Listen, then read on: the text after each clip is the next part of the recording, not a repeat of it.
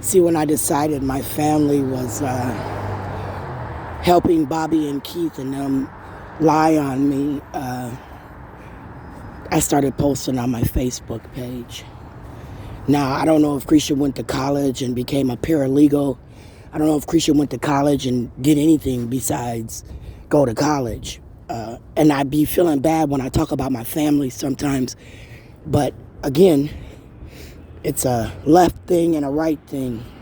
So for me, I feel like Krisha could have went to school, got a paralegal, and been filing on behalf of Bobby and Keith, and then acting like she's working with me or against me.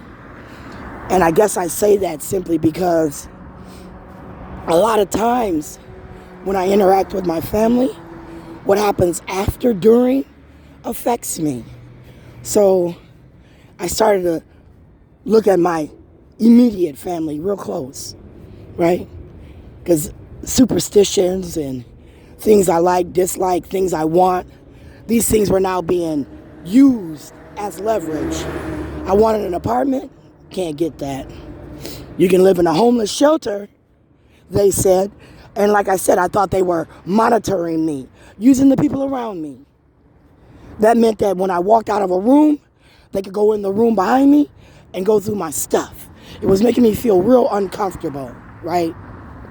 And as I thought that, again, my family was helping them and conspiring against me, I started talking about it real quietly, didn't I, Lionel?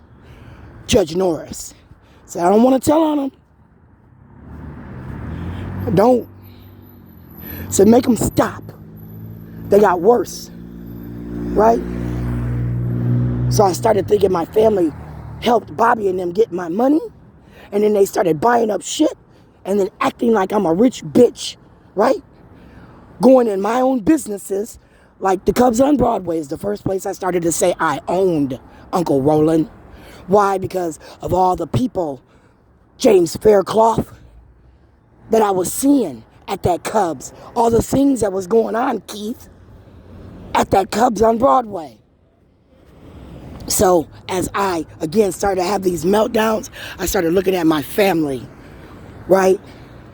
Real close. Simply because they interact with people like Bobby Joe Champion, Keith Ellison, Dawn Samuels, Peter Hayden, right? And as they're interacting, they could have been helping me, but they're not helping me. Not at all. Why? Because it was too much money to be gotten. It's rather control me versus work with me. So I'm going to get drunk. Because I swear to God, my back is failing since I was beat up at the transit, right? Now, you can't say that my back ain't failing me unless you had an MRI that day. Did you get an MRI that day? Huh? I'm just asking. Because remember now, I was talking buku shit about them after that last family interaction. After that last family interaction, Linnell, I thought that you had me beat up, right? Linnell, Men in Black, as you secure the area, I thought you were also sending your henchmen to beat people up, Linnell. So you be very clear, Linnell, as a man supporting a woman. You know, if your woman before you had a life, you might want to take into consideration the life they had before you, right? Because now with you, as you're trying to help protect them, you're actually hurting somebody. So as I kept Marisha from the moment that girl went back to work to the time she put her with Judy Baker, you be very clear. I said Judy did favors. Remember now, Judy didn't put my kids on the list to get into Head Start until they were 3, Rico Shannon. I thought Marisha got in there ASAP. Why? Because Uncle Michael's ex-wife, Judy, hooked her up.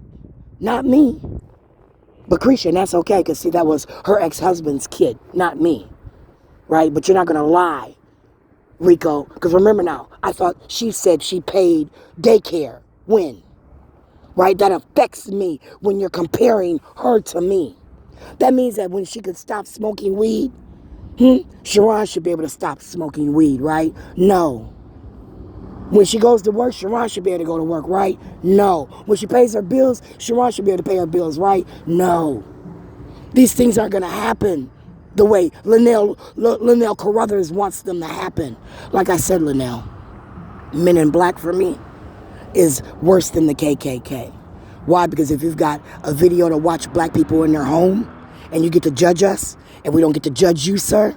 I didn't get to judge you before I met you. I didn't get to watch your home before you got with my niece. If I didn't get to see how you and your exes interacted with their kids, don't fucking look at me and my ex and act like you know how we should be.